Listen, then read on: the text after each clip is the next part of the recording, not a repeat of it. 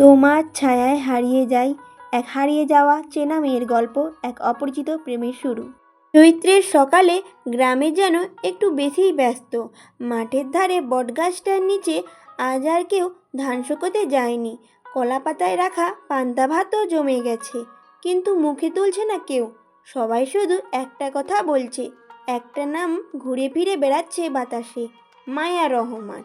এই মেয়েটাকে সবাই গ্রামে ডাকে পাগলি মায়া বলে। কে কোথা থেকে এনেছে, কবে এসেছে, কিছুই কারো ঠিকঠাক মনে নেই। এই মহিলা নাকি শহর থেকে নিয়ে এসেছিল পেটে বাচ্চা সহ অজানা এক মেয়েকে। তখন থেকেই মায়া থাকে এই চিলতে টুপরি ঘরে, মাথা নিচু করে চুপচাপ। গাছের পাতায় বাতাস পড়লে যেমন শব্দ হয়, ওর হাঁটাও ঠিক তেমন। কিন্তু আজ সেই পাগলি মায়ার বিয়ে। ভোর হতে না হতেই লোকে লোকারণ্য হয়েছে কাঁঠালতলার পাশে গলির মোড়ে। গরম চা আর গুড়ের বাটি সাপটা মুখে দিতেই ভুলে যাচ্ছে সবাই, কারণ তারা মুগ্ধ, হতভাগ আর একটু ভীত। এই পাগলির বিয়ে কাকে, কেন? মাঠে ছাগল চড়াতে যাওয়া খোকন বলে উঠল, এই গ্রামে ইতিহাসে কেউ পাগলিকে বিয়ে করেছে শুনেছ কোনোদিন? পাশের বুড়ি থুতু ফেলে বলল, না রে বাপ, আমার 70 বছর জীবনে এই বেইজ্জতি দেখিনি। এই বিয়েটা যেন শুধু মায়ার নয়, গ্রামের গায়ে একটা কালি। গ্রামের হুজুর তো ভোরেই না করে দিয়েছেন, পাগল মেয়ে বিয়ে করানো পাপ। কিন্তু কে শুনে কার কথা? এই গ্রামে পাপও টাকা দিয়ে ঢেকে ফেলা যায়, আর সেই টাকার ঝনঝনানিতে মায়ার জীবনে আরেকটা অধ্যায় শুরু হতে যাচ্ছে। না, এটা প্রেম নয়, এটা একটা শিকার। সকাল থেকেই গ্রামের বাতাসে গুজব ছড়িয়ে পড়েছে। যে যেদিকে যায় একটাই কথা বলছে, আজ সেই পাগলি মায়ার বিয়ে। আর বলো কি, এক ভুঁড়ি লোকটা এসে বিয়ে করছে। তাদের চোখে বিস্ময়, ঠোঁটে বাঁকা হাসি, যেন একটা নাটক শুরু হয়েছে গ্রামের মাটিতে। লোকটা ঠিক কেমন, কে যেন বলল, গায়ে কালো পাঞ্জাবি, মাথায় টুপি, মুখে দাড়ি, খুব হাসিখুশি মুখ। কিন্তু কিছু একটা ঠিকঠাক লাগছে না। চোখ দুটো কি যেন ভাবে তাকিয়েছিল, যেন মানুষ না, শিকার খুঁজছে। আরেকজন বলল, শুনলাম নাকি চট্টগ্রাম দিক থেকে এসেছে, কী সব ব্যবসা করে। তবে মায়ার বিয়েতে রাজি হয়েছে কারণ টাকা পয়সা অনেক দিচ্ছে। গ্রামের পুরনো গাছতলায় বসে বৃদ্ধরা তামাক টানছেন। কেউ বলেছে, এই লোকটা কি সত্যি বিয়ে করতে এসেছে, নাকি আরও কিছু। পাগলিটা তো নিজের মনের কথা বলতেও পারে না। আর মেয়েরা উঠোনে দাঁড়িয়ে বলা বলি করছে, আহারে মায়া রে, তো বেশ মিষ্টি দেখায়, যতই পালক বলুক। কপালে বিয়ে জুটল সেই লোকটার সঙ্গে, কেমন ভুঁড়ি ভুঁড়ি আর চকরদার। কেউ আবার কৌতুক মেশানো কণ্ঠে বলল, লোকটা তো দাওয়াত দিচ্ছে বলেছে, মিষ্টি খান, আজ আমার বিয়ে। হেসে হেসে ঘুরছে, অথচ কনের দিক থেকে কোনো শব্দ নেই। এই সময়ের ভেতরে কথা কেউ জানে না। গ্রামের মুখে শুধু একটাই প্রশ্ন ঘোরাফেরা করছে, ও ভুঁড়ি ভুঁড়ি লোকটা কে, কেনই বা সে একটা পাগল মেয়েকে বিয়ে করতে এসেছে। কেউ বলে হয়তো ভালো মানুষ, সমাজের দয়া। কেউ বলে ধুর, এসব লোকের ভিতরে খেলা থাকে, বোঝা যায় না। কিন্তু কারো চোখে পড়ছে না একটা জিনিস, এই বিয়েটা শুধুই একটা বিয়ে নয়, একটা লেনদেন, এক অন্ধকার ফাঁদ। আর মায়া হচ্ছে তার সবচেয়ে নিরীহ শিকার। বাড়ির উঠোনটা আজ অদ্ভুতভাবে সাজানো। চালা থেকে ঝুলছে কাগজের কাটা ফুল, বাঁশের খুঁটিতে ঝোলানো হয়েছে রঙিন কাপড়, আর ঠিক মাঝখানে রাখা হয়েছে একটি প্লাস্টিকের সোফা, যেন গ্রামের কেউ বিয়েতে খুব একটা ব্যবহার করে না। মায়ার মা সেই সোফায় এক পাশে বসে, মুখে একগাল হাসি, কিন্তু সেই হাসিটা অদ্ভুত রকমের, যেন আনন্দের মুখোশের পেছনে লুকিয়ে আছে অনেক কিছু। বাবা একটু দূরে দাঁড়িয়ে সিগারেট টানছেন, মুখে প্রশান্তির ছাপ, চোখে মুখে বড় কাজ সেরে ফেলার স্বস্তি। পাশের মানুষজনকে বলছেন, ভালোই তো হলো, পাগলি মেয়ে তো এমনিই কেউ বিয়ে করতে চায় না, আর ওরা তো বেশ টাকাও দিল। মায়ার ভবিষ্যৎটাও তো একটু নির্ভর হলো, কি বলেন? একটা চাচা কানে কানে বললেন, কিন্তু মেয়েটা তো ঠিকঠাক বোঝে না কিছুই, ওর মতামত নিলেন? বাবা তৎক্ষণাৎ হেসে ফেললেন, আরে ও কি বোঝে, এই বয়সে কই একটা বিয়ে হচ্ছে সেটাই বড় কথা। মায়ার মা পাশ থেকে বললেন, কোন মা চায় তার মেয়েটা সারা জীবন পাগল হয়ে একা থাকুক? আমরা ওর মঙ্গলই চেয়েছি। আর ছেলেপক্ষের লোকেরা তো ভালোই, ঢাকায় থাকে, অনেক টাকা পয়সা। সেই মুহূর্তে কারো চোখে পড়ল না ঘরের কোনায় বসে থাকা মায়ার ফাঁকা চোখ, যেন সমস্ত কোলাহলের মাঝে একটা মানুষের একটুও অস্তিত্ব নেই। লোকেরা খাবার কথা ভাবছে, বরপক্ষের লোকেরা কথা বলছে পণ নিয়ে, কতটা টাকা আর কতটা গয়না এখনই দেয়া হবে, আর বাকিটা বিয়ের পরে। তার বাবা মা তারা আজকের দিনে নিজেদের সার্থক মনে করছেন, কারণ আজ একটা বোঝা তারা নামাতেই পেরেছেন, নিজের ভাষায় সম্মানের সঙ্গেই নামাতে পেরেছেন। কিন্তু সত্যিটা আজকে এই উঠোনেই বিক্রি হয়ে যাচ্ছে এক মেয়ের জীবন, আর কেউ টেরই পাচ্ছে না, বা টের পেয়েও কিছু বলছে না। একটা বড় উঠোনে বিয়ের আয়োজন হয়েছে। নিকাহ পড়ানোর জন্য হুজুর এসে বসেছেন। চারপাশে আত্মীয় স্বজন, হট্টগোল, কোলাহলী মুখ, সব কিছু নিয়মাফিক চলছে। শুধু এক জায়গায় অস্বাভাবিকতা। নববধূ মায়া চুপচাপ বসে আছে, মাথা নিচু করে, হাত ভাঁজ করা, চোখ স্থির। কেউ জিজ্ঞেস করলে উত্তর দেয় না, কেউ পাশে ডাকলে তাকায় না। একটা অদ্ভুত নিঃশব্দতা ছেয়ে গেছে তার চারপাশে। কেউ একজন বলে উঠল, মেয়েটা কি রাজি, নাকি জোর করে বিয়ে দিচ্ছে? অন্যজন চাপা গলায় বলল, পাগল না হলেও কিছু তো সমস্যা আছে, তবে দেখতে খুব মিষ্টি, ছেলেপক্ষ এত কিছু দেখে না। হুজুর বারবার প্রশ্ন করছেন, আপনি কি এই বিয়েতে রাজি? কিন্তু মায়া নিরুত্তর। তারপর কেউ পেছন থেকে কানে ফিসফিস করে বলল, বলো তো রাজিয়েছি, শুধু বলো। মায়ার ঠোঁট কাঁপল, যেন কারো ভয়ঙ্কর ছায়া তার কাঁধে। চারপাশে সবাই ব্যস্ত, কিন্তু কেউ বুঝছে না এই ঘোরের মধ্যে বসে থাকা মেয়েটি আদৌ বুঝে উঠতে পারছে কিনা তার জীবনের সবচেয়ে বড় সিদ্ধান্ত নিচ্ছে কে। ঘরের ভিতর ততক্ষণে এরকম উৎসব শুরু হয়ে গেছে। সকালের রোদরা উঠোনে এসে পড়েছে হালকা ঝিলমিল করে, কিন্তু সেই আলোয় নিচেই যেন ঢেকে রাখা হয়েছে একটা বড় অন্ধকার। লোকটা যাকে সকলে বড় বলে জানছে, সে এখন উঠোনে এক হাতে একটা মিষ্টির বক্স ধরে, আরেক হাতে সবার মুখে মিষ্টি তুলে দিচ্ছে। আহা, খাওন মিষ্টি, আজ আমার বিয়ে। তার চোখে মুখে এক অদ্ভুত আত্মবিশ্বাস, যেন সব কিছু ওর কন্ট্রোলে। যেন মায়া নামের এই বাকরুদ্ধ মেয়েটা কোনোদিনও মানুষের মেয়েই নয়, বরং একটা লেনদেনের প্রোডাক্ট। লোকটা ঢুকেই প্রথমে সেই লোকগুলোর সাথে হাত মেলালো যারা তাকে মায়ার খরিদ্দার হিসেবে চুপচাপ সাহায্য করেছে। তারপর মাথায় টুপি পরে মা বোনেদের সামনে এসে নতমুখে বলল, দোয়া করিয়েন, আমি একটা ঘর বাঁধতেছি। সবাই তখন হেসে উঠল, উৎসবের হাসি। কেউ বুঝল না এই হাসি মুখের ছেলেটি আসলে কোনো অন্ধকার ঘর থেকে এসেছে, আর মায়াকে কোন ঘরে নিয়ে যেতে চলেছে। কেউ প্রশ্ন করল না এই ছেলেটি হঠাৎ কেন এত আগ্রহ দেখাচ্ছে, কেনই বা এই পাগলি মেয়েটির বিয়েতে এমন হইচই। আর অন্যদিকে মায়া চুপচাপ বসে আছে, অজান্তেই ঠোঁটে একটুখানি কাঁপুনি। সে জানে না কোথায় যাচ্ছে, কার কাছে যাচ্ছে, শুধু একটা অনুভূতি বারবার বলে যাচ্ছে কিছু একটা খুব ভুল হতে চলেছে, অথচ কেউ তাকে শোনে না। এটাই তার নিয়তি। ঘর বাঁধার নামে তার জীবনের মাটি তুলে বিক্রি করে দিচ্ছে সবাই। উঠোনে যারা বসে আছে তাদের চোখে মুখে শুধু আনন্দ। খাবার দাবারে হল্লোড় চলছে, কিন্তু এই আনন্দের পেছনে লুকানো আছে এক ভয়ঙ্কর গোপন সত্য। সেই ভুঁড়িওয়ালা লোকটা আসলে এই গ্রামেরই একজন প্রভাবশালী পাচারকারী। লোকচক্ষুর আড়ালে থাকে, কিন্তু নারীর দেহ কেনাবেচাতে অভ্যস্ত। মায়ার বিয়েটা কোনো ভালোবাসার বা সম্মানের বিয়ে নয়, এটা কেবল একটা ছলচাতুরি। গ্রামের কিছু লোভী লোক আর মায়াকে আশ্রয় দেয়া সেই বাবা মা সবাই মিলে একটা ফাঁদ তৈরি করেছে। আশেপাশে যে এত লোক, তারা কেউ কিছু জানে না। তারা ভাবছে এই পাগল মেয়ের জন্য সুব্যবস্থা হয়েছে, কিন্তু সত্যি হলো মায়া যেন এক চলমান সম্পত্তি, যাকে পণ্য করে তোলা হয়েছে।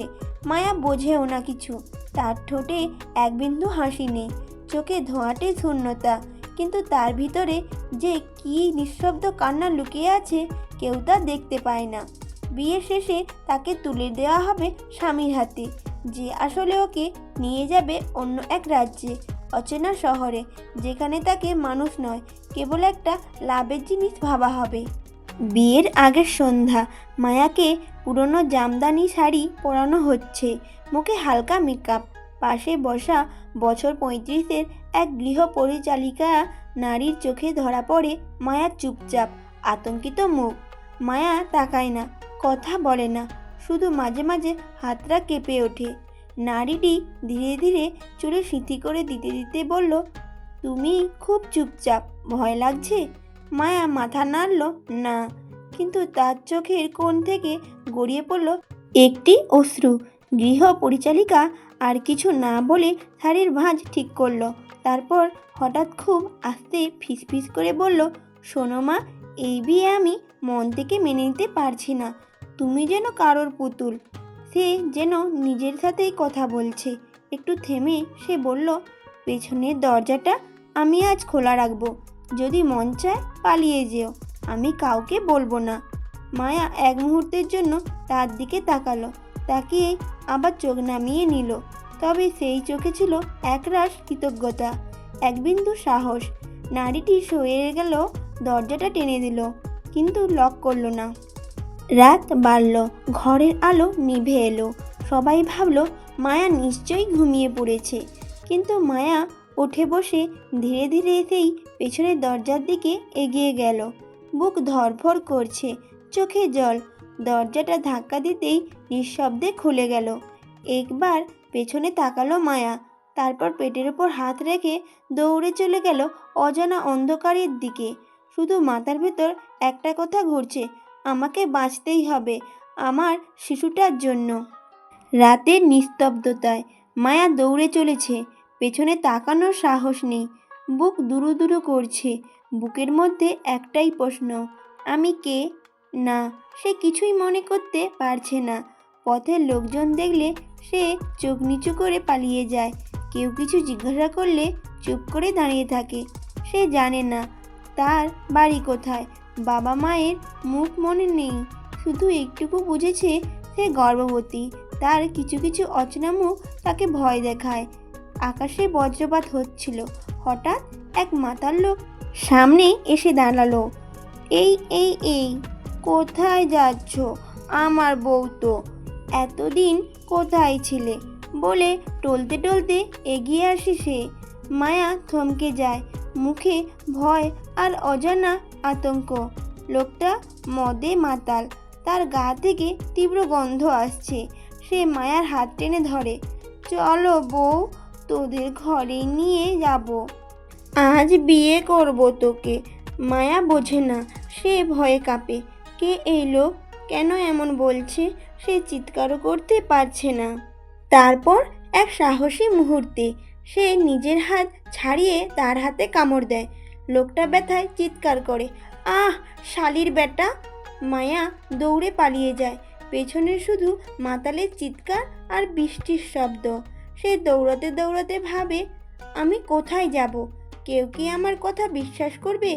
সে জানে না কে তার শত্রু, কে বন্ধু।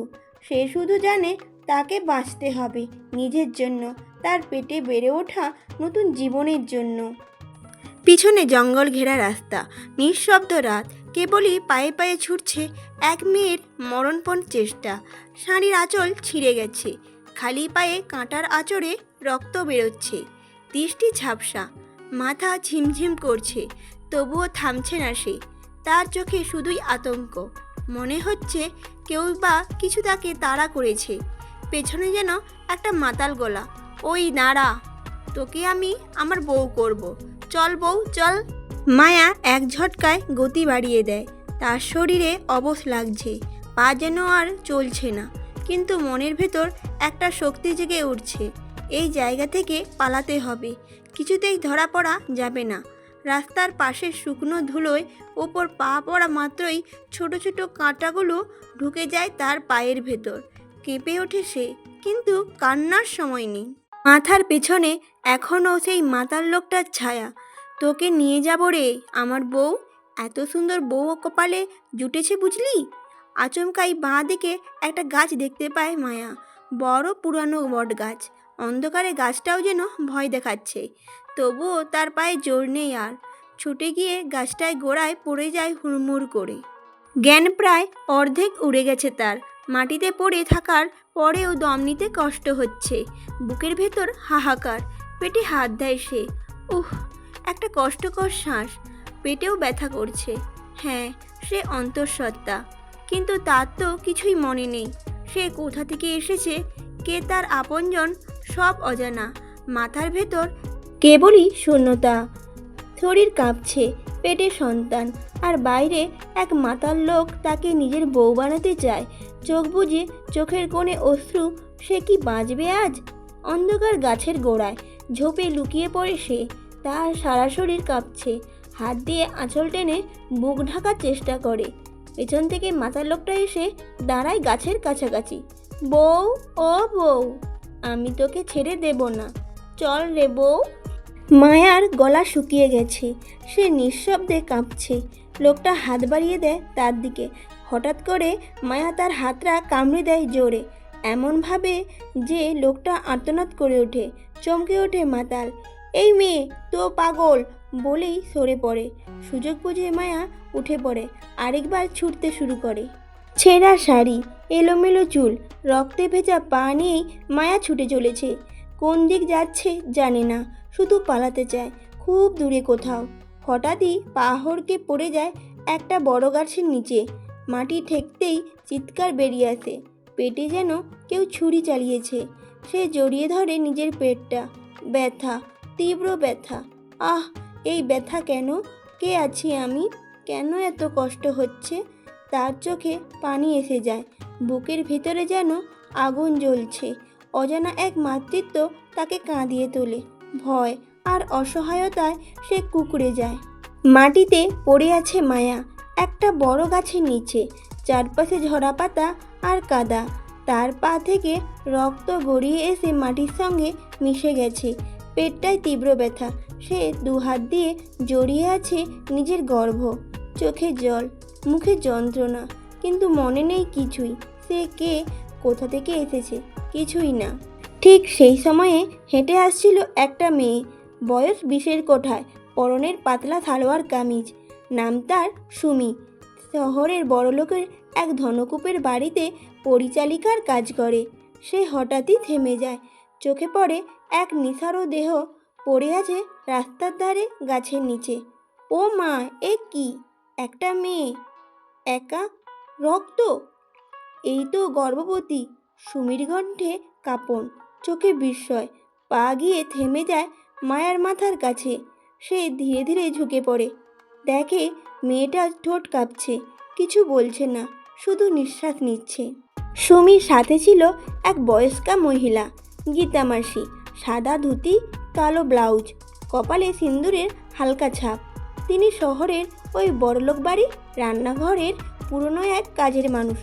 চুপচাপ, শান্ত স্বভাবের এই নারী সবসময় সুমির অভিভাবকের মতো পাশে থাকেন। সুমির চিৎকারে তিনিও ছুটে আসেন। গীতামাসি চোখের ভয় আর মমতা একসাথে। তিনি কিছু না বলে হাঁটু গেড়ে বসে পড়লেন মায়ার পাশে। গীতামাসি আঁচল খুলে কপালে মুছে দিচ্ছেন মায়ার। তার হাত কাঁপছে। সুমি দৌড়ে পাশের পুকুর থেকে জল এনে মুখে ছিটিয়ে দেয়। মাসি, ও মা, ও তো গর্ভবতী, ব্যথায় কুঁকড়ে গেছে। গীতামাসি মাথা নাড়িয়ে বললেন, বাঁচাতে হবে। এই মেয়েটার গায়ে যতটুকু প্রাণ আছে আমরা কিছু করতেই হবে। সুমি ভয়ে কাঁপে, কিন্তু সাহস করে জিজ্ঞাসা করে, ওরে কোথায় নিয়ে যাব মাসি? মাসি তখন চুপচাপ মাটিতে শুয়ে থাকা মায়ার চোখের দিকে তাকিয়ে থাকেন, যেন খুঁজে পান হারিয়ে যাওয়া এক যন্ত্রণা। তারা মায়াকে এক ছোট প্রাইভেট চেম্বারে নিয়ে গেল। চেম্বারের ডাক্তার মৃদু হাসি দিয়ে বললেন, ভয়ের কিছু নেই, শরীর দুর্বল, রক্তচাপ একটু কম, তবে মা ও সন্তান দুজনেই এখন সুস্থ আছে। এই কথাটা শুনে সুমি হাঁপ ছেড়ে বাঁচে। গীতামাসি ফিসফিস করে বললেন, এই অবস্থায় কোথাও ফেলে আসা যাবে না। ওকে আমাদের বাড়ির স্টাফ কোয়ার্টারে রাখবো। বলে দেব গ্রাম থেকে এসেছে, আমাদের পরিচিত, খুব খুব বিপদে পড়েছিল, তাই নিয়ে এসেছি। সুমি রাজি হয়ে মাথা নাড়ল। হ্যাঁ মাসি, না হয় কিছুদিনও আমাদের রুমে থাকুক। কাজের মেয়ে ভেবেই সবাই মেনে নেবে, অসহায় ভেবে মেনে নেবে সবাই। বলবো এই অবস্থায় স্বামী তাড়িয়ে দিয়েছে, তাই উপায় না পেয়ে আমাদের সঙ্গে এসেছে, সবাইকে বলে দেব। রাত তখন অনেক, শহরের রাস্তা একেবারে নির্জন। গীতা মাসি মায়াকে নিয়ে ঢুকে পড়ে এক বড়লোক বাড়ির পেছনের গলিপথ ধরে। বাইরে থেকে বোঝার উপায় নেই ভিতরে কতটা সমৃদ্ধ এই বাড়িটা। এই বাড়িতেই গীতা মাসি অনেক বছর ধরে কাজ করে, কিন্তু মায়াকে সে কিছুই বোঝায় না, শুধু বলে এটা এক ভালো মানুষের বাড়ি, চিন্তা করিস না মা, তোর আর বাচ্চাটার ভালোই হবে। তারা মায়াকে নিয়ে যায় বাড়ির পেছনের দিকের একটা কোয়ার্টারে। সেখানে কাজের লোকেরা থাকে, ছোটোখাটো হলেও ঘরটা পরিষ্কার পরিচ্ছন্ন। এই গীতামাসি যে বড়লোক বাড়িতে কাজ করে সেখানেই থাকে ঈশান খান চৌধুরী। তবে গীতামাসি বা সুমি কেউ জানে না মায়ার স্বামীর পরিচয় বা কোথায় থাকে। অসহায় মনে করে নিয়ে এসেছে তারা। মেয়েটা স্মৃতিশক্তিহীন তারা দুজন জানে। মায়ার নিজের নাম পরিচয় কিছু মনে না থাকায় এখানেই নতুন জীবন শুরু করার সুযোগ পায়। সেই রাতে শহরে ফিরেই গীতামাসি আর সুমি মায়াকে নিয়ে হাজির হয় বাড়ির পাশের স্টাফ কোয়ার্টারে। বাড়িটার পাশে ছোট্ট একটা পরিষ্কার কোয়ার্টার, রান্নাঘর, চালাঘর আর একটা খালি ঘর। মায়াকে ওই ঘরেই রাখা হয়। সেখানে সাধারণত কাজের লোকেরা থাকে, একেবারে চুপচাপ নিঃশব্দে। রাতের খাবার সেরে সুমি আর গীতামাসি তাকে একটা পাতলা চাদর গায়ে দিয়ে শুইয়ে দেয়। মায়া তখনও কাঁপছে, মাঝে মাঝে কেঁদে ওঠে, মুখ দিয়ে অস্পষ্ট কিছু বলে, পেটে হাত দিয়ে চেপে ধরছে। বাচ্চাটা যেন নাড়াচাড়া করছে, ব্যথা বাড়ছে আস্তে আস্তে। গীতামাসির মন কেঁপে ওঠে। একটুও দেরি না করে ফোন করে বাড়ির পুরনো এক পরিচিত ডাক্তারকে। রাত 1:30টায় ডাক্তার এসে দেখে মায়াকে প্রেশার কম, শরীর দুর্বল, তবে বিপদের কিছু নেই। ডাক্তার জানিয়ে দেয় শরীর দুর্বল, কিন্তু মা আর শিশু দুজনেই এখন সুস্থ আছে, চিন্তার কিছু নেই। গীতামাসি কিছুটা হাঁপ ছেড়ে বাঁচে। মেয়েটার যে কি কষ্ট সেটা যেন নিজের চোখেই দেখেছে। পরের দিন সকালে কয়েকজন কাজের লোক মুখ বাঁকায়, এই পাগলিকে আনলে কেন এখানে? কেউ বলে বাড়ির পাশেই রাখবে, যদি কিছু ঘটে। তখন গীতামাসি রাগ চেপে বলে, ও মেয়ে, বাঁচার অধিকার সবাই আছে, পাগল হলেও মনের ভেতরটা কিন্তু ভালো। সবার মুখ থেমে যায়, কারণ গীতামাসিকে কেউ মুখের উপর কিছু বলতে সাহস পায় না। এই ঘরটার পাশেই যে বাড়িটা দাঁড়িয়ে আছে সেটাই ঈশান খান চৌধুরী বাড়ি। একটি বিশাল অট্টালিকা, মার্বেলের সিঁড়ি, দোতলা বারান্দা, গাড়ি সারি সারি লাইন। মায়া জানেই না যে মানুষটা তার জীবনের সব কিছু উলটপালট করে দিয়েছিল সে আছে এত কাছে, একটুও দূরে নয়। শুধু একটা দেয়াল, একটা গেট, আর মাঝখানে কিছু না জানা কপালের খেলা। গীতামাসি চুপচাপ মায়ার দিকে তাকিয়ে থাকে। একটা দীর্ঘশ্বাস বুকের গভীরে জমে আছে। ভোরের শান্ত হাওয়ায় জানালার পর্দা নাড়ছে হালকাভাবে। সূর্যের কোমল আলো এসে পড়েছে বিছানায় শুয়ে থাকা এক অচেনা মুখের ওপর। তার গালে মিশে আছে ক্লান্তির ছাপ, চোখের কোণায় শুকিয়ে যাওয়া কষ্ট। এই আলোতেই হঠাৎ নড়ে ওঠে সে, যেন অন্য কোনো পৃথিবীতে এসে পড়েছে। চোখ মেলে ধীরে চারপাশে তাকায় মায়া। অচেনা ঘর, অচেনা বালিশ, অচেনা বিছানা। সে চেষ্টা করে মনে করার, কি করে এলো এখানে, কোথায় সে, কে এই লোকেরা। কিন্তু মনের গভীরে ছড়িয়ে আছে কুয়াশার মতো এক অন্ধকার, কিছুই মনে পড়ছে না। তার হাত স্বাভাবিকভাবেই চলে যায় পেটের দিকে। অনাগত সন্তানের অস্তিত্ব যেন তাকে এক ভয়ের নিঃশ্বাস ঢেকে দেয়। এক মুহূর্তে সে উঠে বসে, শরীর দুর্বল কিন্তু চোখে আতঙ্ক। বিছানায় পাশের ছোট আয়নায় নিজেকে দেখে থমকে যায়, যেন বহুদিন পর কারো মুখ দেখছে। ঠিক তখনই বাইরে থেকে ভেসে আসে এক নারী কণ্ঠ। ঘুম ভাঙলো নাকি মেয়েটা? সুমি ধীরে ধীরে দরজার পাশে আসে। মায়ার মুখে পড়ে থাকা আলো দেখে সে থেমে যায়, ভেতরে ঢোকে না, শুধু নিঃশব্দে দেখে। ঘুম ভাঙা মেয়েটা অস্থিরভাবে চারপাশে তাকাচ্ছে। তার মনে পড়ে যায় ডাক্তার বলেছিল ওর স্মৃতিশক্তি ফিরতে সময় লাগবে, যত্ন নিতে হবে। ভোরের আলো ফুটতে না ফুটতেই গীতামাসি উঠে পড়ে। তার দিনে শুরুটা অন্যরকম, কারণ আজ ঈশান চৌধুরী বাড়িতেই থাকবে। এমনিতেই ঈশান বেশিরভাগ সময় দেশের বাইরে বা অন্য শহরে থাকেন, তাই যখন বাড়িতে থাকেন গীতামাসি কাজের চাপটাও বেড়ে যায়। সে জানে ঈশানের খাওয়া দাওয়ার দিকে যত্ন রাখতে হবে। আর আজকের দিনটা শুধু রান্না নয়, অনেক কিছু বোঝানোরও দিন। গীতা মাসি সোজা চলে যায় রান্নাঘরে। কড়াইতে তেল গরম হতে থাকে, মশলার গন্ধ ছড়িয়ে পড়ে সারা বাড়ি জুড়ে। তার মনে পড়ে যায় কাল রাতে সেই মায়াবী মুখটা, ভয় আর কষ্টে মিশে থাকা এক অচেনা মেয়ের চোখ। সে জানে আজ তাকে সেই মেয়ের কথা ঈশানবাবুকে জানাতে হবে। আজই বলবো, নিজের মনে বলে ওঠে মাসি। ঘরের কর্তাকে না জানালে চলবে না। মেয়ে পাগল হলেও মানুষ তো। অসহায় অবস্থায় ছিল, 5 মাসের গর্ভবতী, রাস্তায় পড়েছিল। আমি না দেখলে কে দেখতো ওকে? একটু মানসিকতা না থাকলে তো আর মানুষ থাকা যায় না। রান্না শেষ করে সে ধীরে ধীরে চলে আসে বিশাল ডাইনিং টেবিলের দিকে। ততক্ষণে বাড়ির কর্মচারীরাও প্রস্তুত। ঈশানবাবুর টেবিল পরিপাটি করে সাজানো হচ্ছে। তবুও গীতামাসির মন অস্থির, তার বুক ধকধক করছে। আজ তাকে বলতে হবে, সত্যিটা খুলে বলতেই হবে। এমন সময় ঈশান নিচে নামতে শুরু করেন। চুপচাপ, গম্ভীর মুখ, সাদা থাটের ওপর ধূসর কোট, চোখে চাপা অভিব্যক্তি। তিনি যেন রোজগার ঈশানী, তবে আজও কিছুমাত্র মুড়ে নেই। তিনি টেবিলে বসতেই গীতামাসি ধীরে ধীরে তার কাছে এসে দাঁড়ালেন। তার গলা একটু কাঁপছিল, কিন্তু চোখে ছিল স্পষ্টতা। ঈশানবাবু, গীতামাসি একটু থেমে বলে, আমি গতকাল রাতে এক মেয়েকে এনেছি। মেয়েটা একেবারে রাস্তায় পড়েছিল, 5 মাসের গর্ভবতী, মাথায় চোট, মনে হয় কিছুই মনে করতে পারছে না। লোকজন ঘিরে রেখেছিল, কেউ সাহায্য করছিল না। ঈশানের কপাল কুঁচকে যায়। মানে? তার ঠান্ডা কণ্ঠে প্রশ্ন। গীতামাসি মাথা নিচু করে বলে, আমি আনিছি, ওর কিছু মনে নেই। পাগলের মতো তাকিয়ে থাকে। আমার মন সইল না বাবু। যতই পাগল হোক, মেয়ে তো, এতটুকু গর্ভে বাচ্চা, একটু সহানুভূতি না থাকলে কি চলে? ঘরটা এক মুহূর্তে নিঃশব্দ হয়ে যায়। ঈশান ধীরে ধীরে জলপান করেন, কিছু বলেন না। গীতামাসির বুক ধকভর করতে থাকে। এই সময়ে কিছু একটা ভুল হলে হয়তো তাকেই চলে যেতে হবে। তবুও সে দাঁড়িয়ে থাকে মাথা নিচু করে। ঈশান অবশেষে চোখ তোলে, একটা দীর্ঘশ্বাস নিয়ে শুধু বলেন, তাকে এখন কোথায় রেখেছো?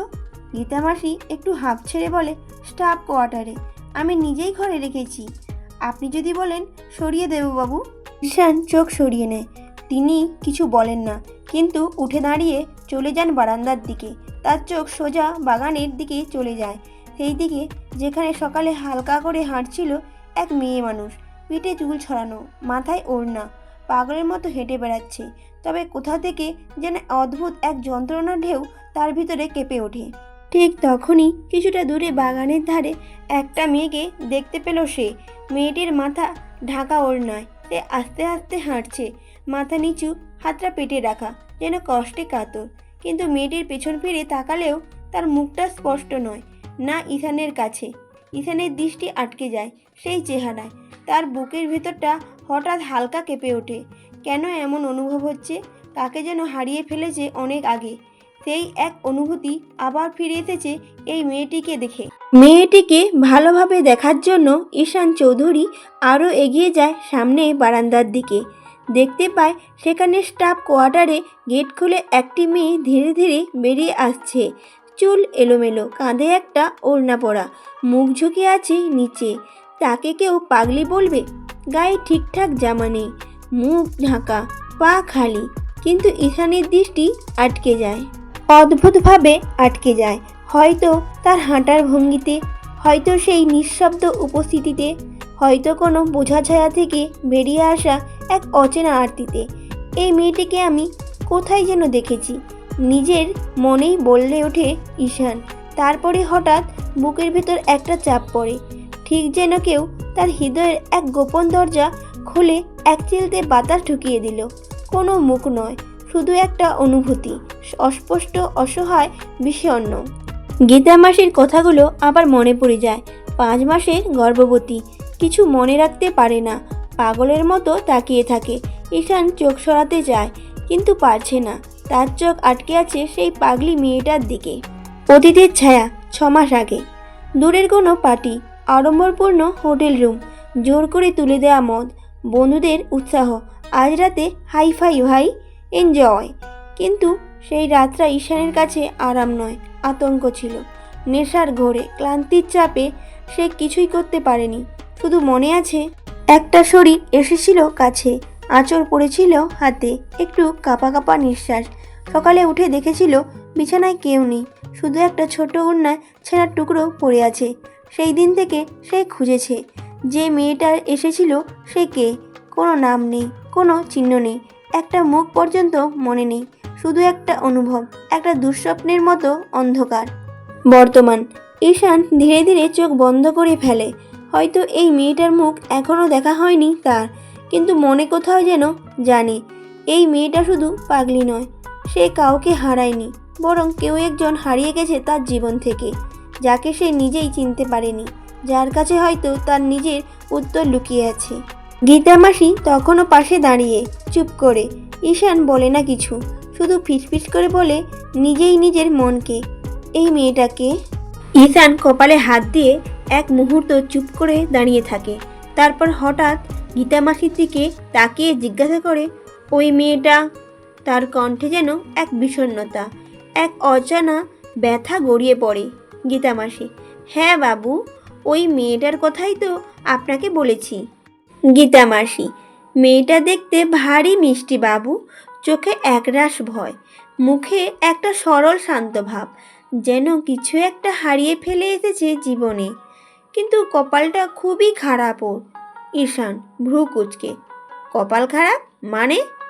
গীতা মাসি একটু থেমে মিথ্যে গল্প তৈরি করে, জানে সত্যি বললে ছেলেটা এই মেয়েটাকে এখান থেকে বের করে দেবে। তাই নিজের মমতায় গড়ে নেওয়া সুরে বলে, ওর স্বামী নাকি ওকে তাড়িয়ে দিয়েছে বাবু, গর্ভবতী অবস্থায় বাড়ি থেকে বের করে দেয়।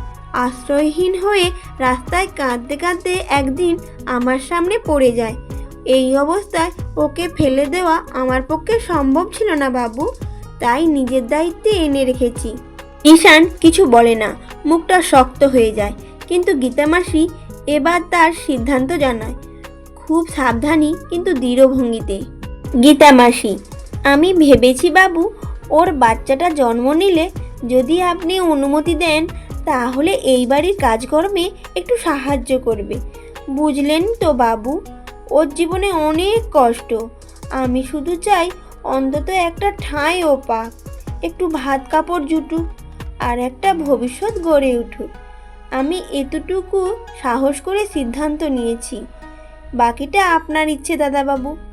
সেই মুহূর্তে ঈশান চুপ করে থাকে, চোখে মুখে কঠোর ভাব, কিন্তু গলার ভেতর কেমন যেন ভার হয়ে আসে।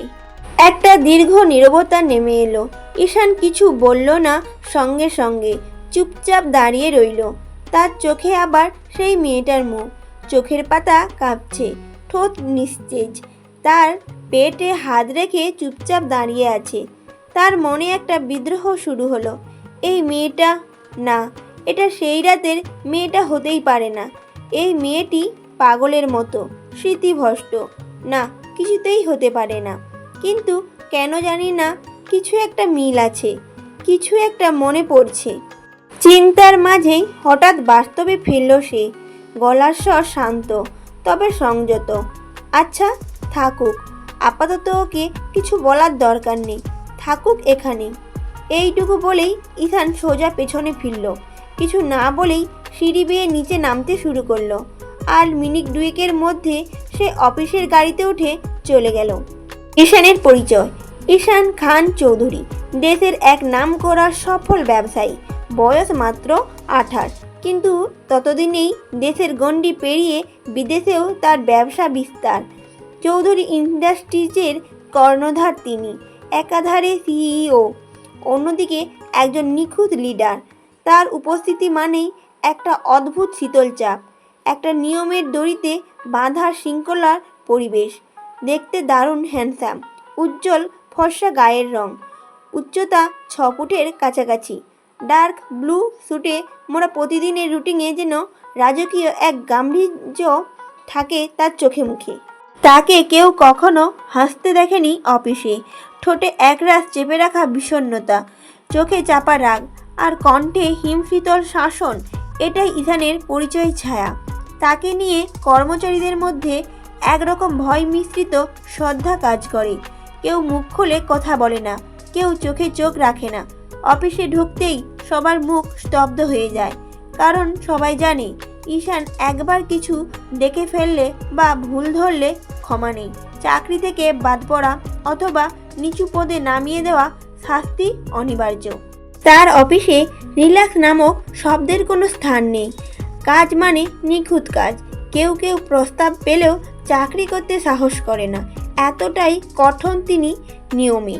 তবে যারা তার নিয়ম মেনে চলে তারা জানে ঈশান ন্যায়বান, যোগ্যদের কখনো অবহেলা করে না। তবে কাজ ভুল করলেই একটুও দয়াও দেখায় না। তবে সব কিছুর বাইরে ঈশান খান চৌধুরী নিজের ভিতরে এক গভীর দুঃখ লুকিয়ে রেখেছেন, যা কেউ জানে না। সকাল, ঈশান খানের বেডরুম। ঈশান খান চৌধুরী দেশের অন্যতম সফল ব্যবসায়ী। সাদা শার্ট, ব্ল্যাক কোট, চোখে হালকা সানগ্লাস, রাগী গম্ভীর মুখশ্রী। আজ সে ভোরেই রওনা হয়েছে এয়ারপোর্টের দিকে।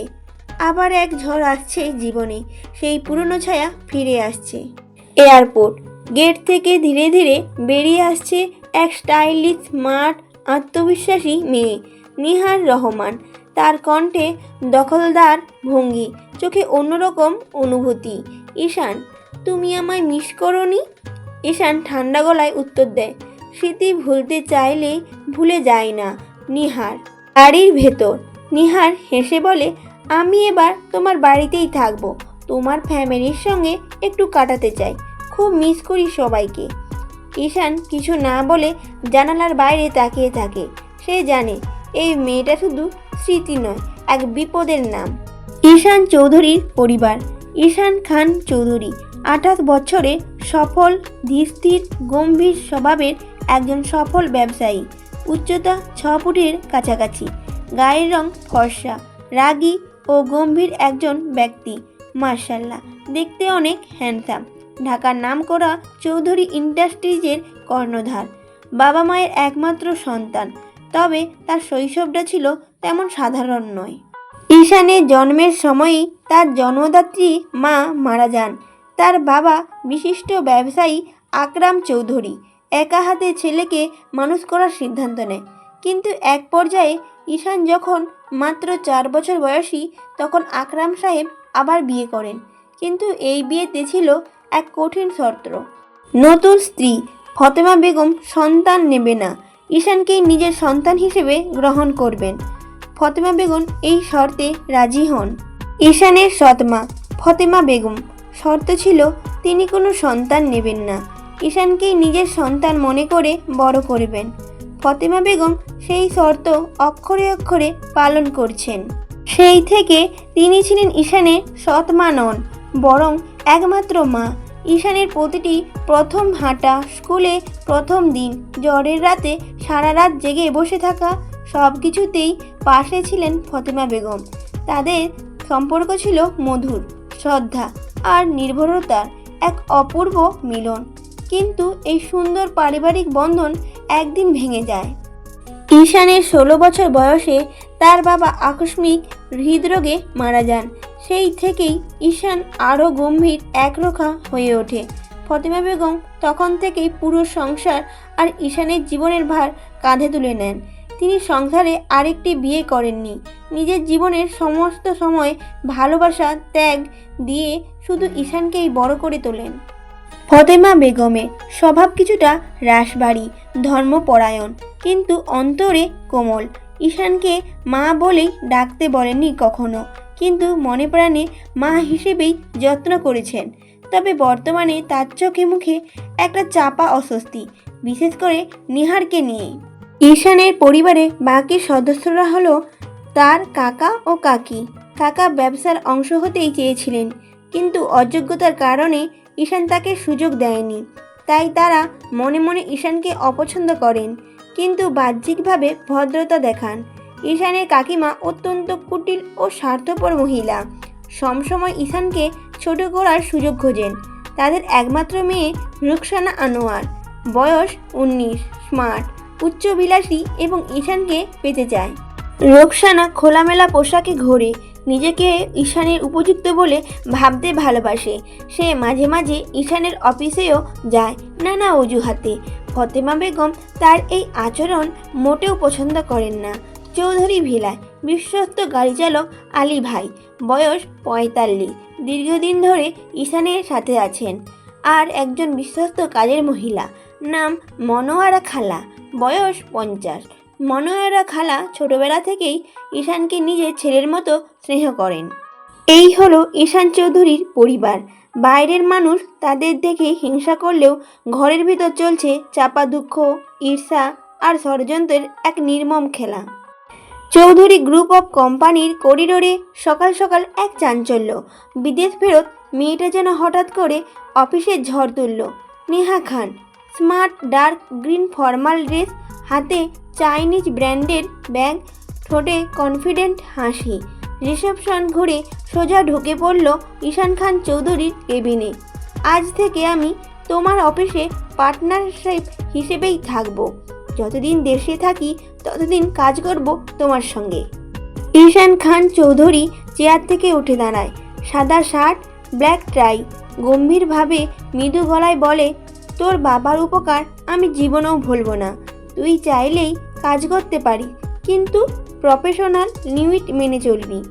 নেহা মাথা নাড়ে, সম্মতিসূচক ভাবে, কিন্তু মুখে খেলে যায় রহস্যময় হাসি। অফিসের বাকি স্টাফদের উদ্দেশ্যে সে ছড়িয়ে দেয় এক চমকপ্রদ গুজব। আমি আর ঈশান একটা সিরিয়াস রিলেশনে আছি, শীঘ্রই সবাই জানতে পারবে। ঈশান এই মিথ্যের কথা কিছুই জানে না। পরের দিন থেকেই নেহা শুরু করলো অফিসের প্রতিটি মুহূর্তে ঈশানের ছায়া হয়ে থাকা। প্রেজেন্টেশন, মিটিং, ক্যাফেটেরিয়া, সব জায়গায় নিজেকে প্রমাণ করার নাটক। স্টাফরাও ভেবে ফেলে এই মেয়েটা বুঝি সত্যি ঈশানের হবু বউ। এক বড় প্রজেক্টের দায়িত্ব এসে পড়ে ঈশানের কাঁধে। নেহা নিজে এগিয়ে বলে, এই প্রজেক্টটা আমরা দুজন মিলে হ্যান্ডেল করলে ভালো হবে, রেজাল্ট 100% আসবে। ঈশান রাজি হয়, কারণ কাজ তার কাছে সব কিছুর আগে। প্রজেক্টটা চলাকালীন নেহা নিজের দক্ষতা প্রমাণ করতেই ব্যস্ত। ঈশান ঠিকঠাক কাজ করে, মুখে এক ফোঁটাও হাসিও নেই। কিন্তু প্রজেক্টটা হিট হয়, বিশাল সফলতা পায় চৌধুরী গ্রুপ। সবাই খুশি, পুরো অফিস আনন্দে মাতোয়ারা। নেহা সুযোগ বুঝে বলে, চলো একটা সেলিব্রেশন পার্টি দেই, স্পেশাল কিছু হোক, এই বিজয় উদযাপন করে। ঢাকায় অভিজাত restaurant Royal Sky Garden, gold silver theme, lighting, music, invited অফিসের সিনিয়র স্টাফরা। নেহা খান নিজে প্ল্যান করে পুরো পার্টি। তার চোখে আজকের রাতটা শুধু সেলিব্রেশন না, এই রাতেই সে ঈশানকে পাবলিকলি দখল করতে চায়। রাত 8টা, সবাই অপেক্ষা করছে পার্টির কেন্দ্রবিন্দু, যার জন্য এত বড় পার্টি। ঠিক তখনই লাল কার নিয়ে ঈশান খান চৌধুরী এসে পৌঁছায়। গাড়ির ডোর খুলে নামেন ঈশান খান চৌধুরী। একটা নেভি ব্লু 3-piece স্যুট, ইনসাইডে script, white shirt, silver tone tie, হাতে এক্সপেন্সিভ ঘড়ি, চোখে কালো সানগ্লাস, চুলটা জেল করা, পারফেক্ট স্টাইলে সেট, মুখে সেই পরিচিত কঠোর অভিব্যক্তি। তার হাঁটার মধ্যে এক অদ্ভুত রাগী অথচ আভিজাত্য মিশে থাকা ম্যানার। অফিসের গেট থেকে রিসেপশন অবধি যারাই দেখছে চুপ করে দাঁড়িয়ে পড়ছে। এই মানুষটাই এই দেশের অন্যতম সেরা সিইও। একটি হাইফাই 5 স্টার হোটেলের হলরুম, আলো ঝলমলে পরিবেশ, ক্লাসিক ইনস্ট্রুমেন্টাল বাজছে। সকল অতিথিদের চোখ পড়ে একদিকে দরজার দিকে। একসাথে প্রবেশ করে দুজন আকর্ষণীয় নারী। নেহা খান গাঢ় কালো শর্ট 1-piece ড্রেসে, হাতে ডায়মন্ড ক্লাচ ব্যাগ, চুল খোলা রেখে ক্যাট ওয়াকের মতো হেঁটে চলেছে। চোখে হালকা স্মোকি আই মেকআপ, লিপস্টিকে ওয়াইন শেড। তাকে দেখে মনে হয় এই মঞ্চ সে জয় করতেই এসেছে। তার পাশেই রুকসানা আনোয়ার, নীল সিল্ক গাউন, মাঝারি চুল স্ট্রেট করে সাজানো, কানে হেরে ঝুমকো, গলায় হালকা স্টোনের নেক পিস, দৃষ্টিতে আত্মবিশ্বাস, কিন্তু চালচলনে একটু বেশিই নাটুকে। তাদের লক্ষ্য একটাই, ঈশান খান চৌধুরী, চৌধুরী ইন্ডাস্ট্রিজ এর সিইও, এই পার্টির স্পেশাল গেস্ট। ঈশান তখন দাঁড়িয়ে আছেন হোটেল লাউঞ্জের এক কোণে, ব্ল্যাক থ্রি পিস স্যুটে, হাতে গ্লাস, মুখে সেই চিরচেনা গম্ভীরতা। চারপাশে মানুষ কথা বলছে, হাসছে, কিন্তু ঈশান নির্বিকার। নেহা খান ধীরে ধীরে এগিয়ে যায় ঈশানের দিকে। নেহা খান হালকা মুচকি হেসে, হাই বেবি, আজকে এত হ্যান্ডসাম লাগছে তোমায়, are you all one hair? ঈশান তার দিকে এক ঝলক তাকালেন, মুখে কোনো হাসি নেই, চোখে বিরক্তি স্পষ্ট। ঈশান ঠান্ডা গলায় বলল, নেহা, এটা একটা বিজনেস পার্টি, ব্যক্তিগত ফ্যান্টাসি না করাই ভালো। রুকসানা হেসে পড়ে, আরে ঈশান ভাই, আপনি আজকাল অনেক বেশি সিরিয়াস হয়ে গেছেন। ঈশান মুখ ঘুরিয়ে নেয়, কোনো উত্তর না দিয়েই চলে যায় অন্য অতিথির দিকে। দুজন নারী তখন নিজেদের মধ্যে চোখাচোখি করে, চুপচাপ দাঁড়িয়ে থাকে। নেহা খান মনে মনে ফুসফুস করে ওঠে, ঈশান, তোমার এই অবহেলা বেশি দিন সহ্য করব না আমি। Just wait and watch. Ruksana Anwar ওরফে রুকিয়া, ঈশানের কাকিমার মেয়ে, জোরে সাজসজ্জা আর ঝলমলে চেহারায় যেন নিজেকে ঈশানের হবু স্ত্রী বলে মনে করিয়ে দেয় সবার সামনে। পরিবারের সবাই যদিও রুকসানাকে রুকিয়া নামেই ডাকে, কিন্তু সে নিজেকে এখন একজন চৌধুরী পরিবারের হবু পুত্রবধূ বলেই ভাবতে শুরু করেছে। চলবে। পার্টির পরের রাত, রাত ঠিক 3টার কাছাকাছি। পুরো শহর গভীর ঘুমিয়ে ডুবে আছে, কিন্তু ঈশান চৌধুরী হঠাৎই চমকে জেগে উঠল। তার বুক ধড়ফড় করছে, পুরো শরীর ঘামে ভিজে গেছে, মাথার ভেসে উঠছে সেই পুরনো রাতের ভয়ঙ্কর স্মৃতি। একটা মেয়ের সঙ্গে কাটানো রাত, যার মুখ সে ভুলতে পারছে না, অথচ সেই রাতের অনেক কিছুই অস্পষ্ট। তার মন কেবল অস্থির হয়ে উঠল, যদি এই মেয়েটিই হয় সেই। একটা তীব্র সন্দেহ তাকে ঘিরে ধরল। ঈশান আর দেরি করলো না, ড্রয়ারের ভেতর থেকে ল্যাপটপ বের করলো। তার বাড়ির বাইরে ফিট করা সিসিটিভির ফুটেজ খুলল। এখানে স্পষ্ট দেখা যাচ্ছে মায়া রহমানের ছবি, যে ছবিটা ল্যাপটপ থেকে কেটে নিয়ে ফোনে পাঠিয়ে দিল এক বিশ্বস্ত মানুষকে। ঈশানের গলা ঠান্ডা কিন্তু দৃঢ়। ছবিটা পেয়েছো? এই মেয়েটার সম্পর্কে সব কিছু খুঁজে বের করো। পরিবার কোথায় থাকে, মা বাবা ভাই বোন, সব ডিটেলস চাই। ওপাশ থেকে লোকটি শুধু বলল, ঠিক আছে স্যার। ছবি পাঠানোর পর ঈশান বারান্দায় এসে দাঁড়ালো। ঠান্ডা রাতের বাতাস তার চুল উড়িয়ে দিচ্ছে, কিন্তু মাথার ভেতর ঝড় চলছে। সে আকাশের দিকে তাকিয়ে ভাবল, যদি মায়াই হয় সেই মেয়ে, তাহলে? তার মুখে এক অদ্ভুত কৌতূহল, তার চিন্তার ছাপ ফুটে উঠল। অন্ধকার রাত যেন আরও রহস্যময় হয়ে গেল। পরের দিন সকাল, শহরে সূর্য উঠেছে, কিন্তু ঈশান মন এখনও রাতে আটকে আছে। ব্রেকফাস্ট টেবিলে বসে কফির মগ হাতে ধরে আছে, কিন্তু এক চুমুকও নেয়নি। চোখে অদ্ভুত অস্থিরতা। হঠাৎ ফোনে একটা মেসেজ আসলো, স্যার, আমি কাজ শুরু করেছি, তবে এই মেয়েটার ব্যাপারে কিছু অদ্ভুত জিনিস পাচ্ছি। ঈশান ভ্রু কুঁচকে গেল। সে ট্রাই ঠিক করতে করতে বলল, আমি অফিসে যাচ্ছি, তোমার রিপোর্টের অপেক্ষায় আছি। অফিস যাওয়ার পথে গাড়ির জানালা দিয়ে বাইরের শহর দেখতে দেখতে ঈশান মনে মনে ভাবতে লাগলো, যদি সত্যিই মায়া সেই রাতের মেয়ে হয়, তাহলে আমি কি করব। মায়া রহমান, তুমি কে আসলে? তার চোখে এক মুহূর্তের জন্য দ্বন্দ্ব, অপরাধবোধ আর রাগ মিলেমিশে গেল। গাড়ি ঠিক তখনই থামলো চৌধুরী গ্রুপের সামনে। অফিসে যাওয়ার পর ছেলেটি তাকে ফাইল দিল। তাতে লেখা আছে, মায়া রহমান ছোটবেলাতেই বাবা মাকে হারিয়ে অনাথ আশ্রমে বড় হয়েছে।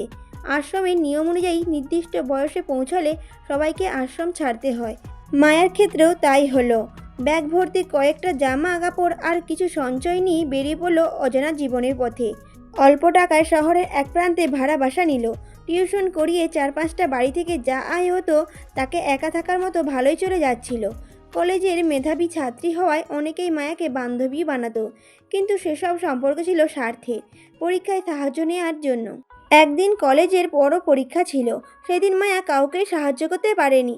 এটাই কিছু বান্ধবীর রাগের কারণ হয়ে দাঁড়ালো। তারা প্রতিজ্ঞা করলো মায়াকে এমন শিক্ষা দেবে যা সে সারা জীবনও ভুলবে না।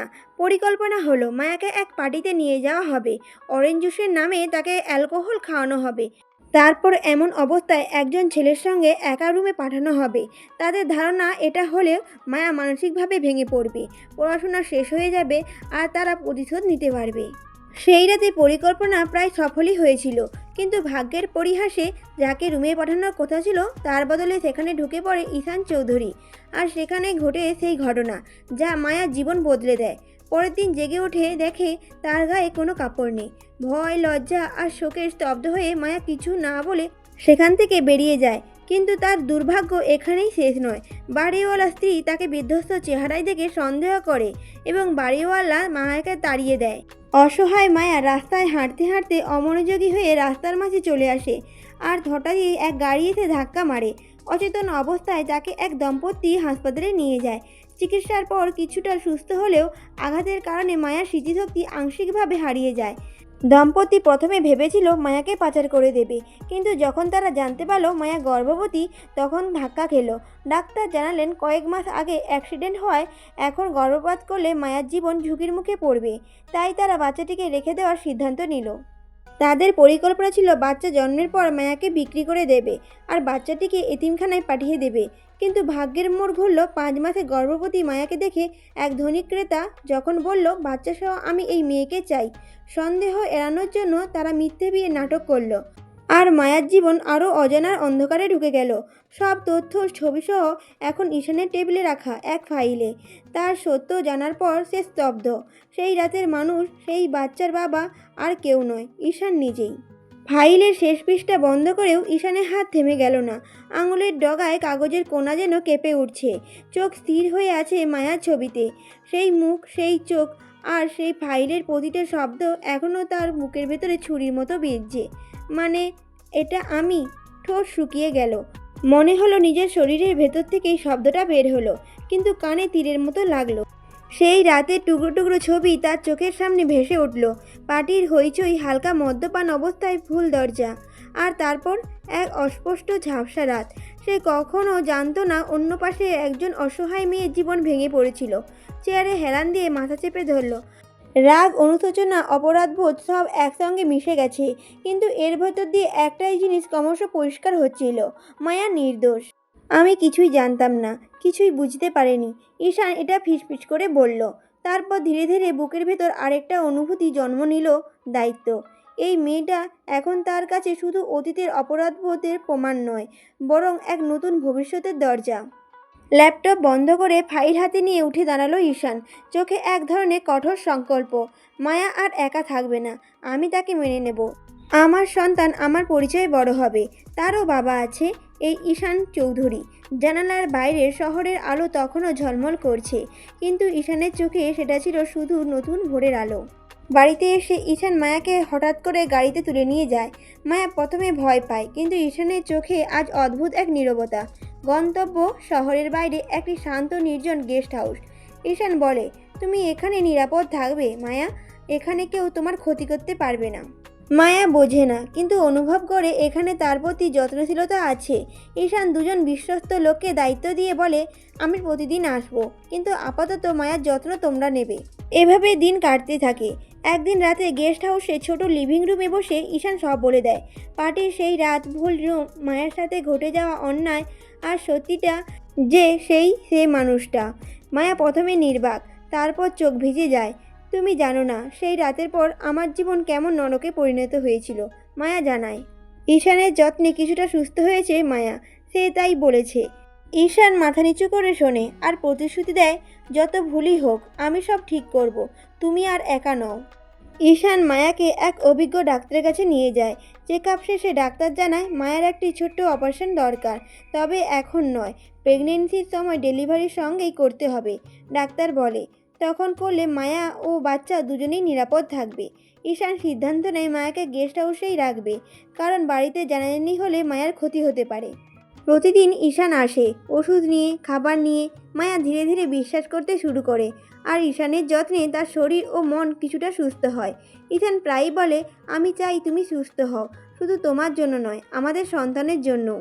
দিন আসে, মায়ার প্রচণ্ড যন্ত্রণা শুরু হয়। ঈশান দৌড়ে আসে, গাড়িতে তুলে হাসপাতালে নিয়ে যায়। অপারেশন সাকসেসফুল হয়, একটা কিউট ছেলে জন্ম নেয়, আর মায়ার অপারেশনও সম্পূর্ণ সফল হয়।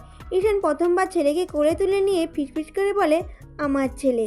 ডিসচার্জের পর ঈশান সরাসরি কাজী অফিসে গিয়ে মায়াকে বিয়ে করে। তারপর স্ত্রী ও ছেলেকে নিয়ে চৌধুরী বাড়িতে ফিরে। সবাই অবাক, বিশেষ করে ঈশানের সৎমা, কাকা কাকি আর রুকিয়া। ঈশান সবার সামনে ঘোষণা দেয়, এই মেয়েটি আমার স্ত্রী আর এই আমার ছেলে। কেউ যদি মেনে না নেয় তাহলে এক্ষুনি এই বাড়ি থেকে বেরিয়ে চলে যাক। রুকিয়া ও ঈশানের বান্ধবী নেহা ক্ষিপ্ত হয়ে বাড়ি ছেড়ে চলে যায়। পরবর্তীকালে কিছুদিন পরে ঈশানের কাকা কাকি বাধ্য হয়ে মেনে নেয় আর তাদের মেয়ের অন্যত্র বিয়ে দিয়ে দেয়। ঈশানের সৎমা অবশেষে মায়ের কোল থেকে বাচ্চাকে নিয়ে হাসে আর আস্তে আস্তে ঘরের পরিবেশ বদলে যায়। মায়া ধীরে ধীরে স্বাভাবিক জীবনে ফিরে আসে। ঈশানের সাথে কাটাতে থাকে ভালোবাসার সময়। এক বিকেলে বারান্দায় বসে ঈশান বলে, আমাদের জীবন যতই কঠিন হোক শেষটা আমি এভাবেই চাইতাম, তোমার সাথে আর আমাদের সন্তানের সাথে। তিনজনের হাসি খুশি জীবন এভাবেই হাসি মুখে কাটতে থাকে। হারিয়ে যাওয়া ভালোবাসার এখানেই হ্যাপি এন্ডিং হয়।